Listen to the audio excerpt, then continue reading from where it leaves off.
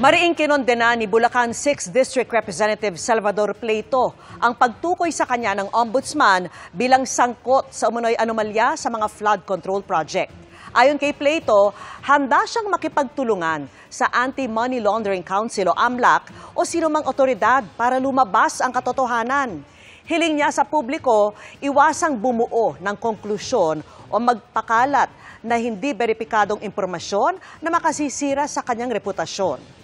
Kahapon, tinukoy ni Ombudsman Jesus Crispin Remulla si Pleito, pati ang magkapatid na sina Benguet Representative Eric Yap at ACT-CIS Party List Representative Edvic Yap na nakatanggap umano ng pera mula sa mag-asawang kontratista na sina Curly at Sara Diskaya.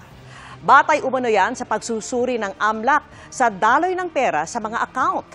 Wala pang pahayag ang magkapatid na Yap kaugnay nito pero dati nang itinanggi ni Eric Yap ang pagkakasangkot sa issue ng flood control.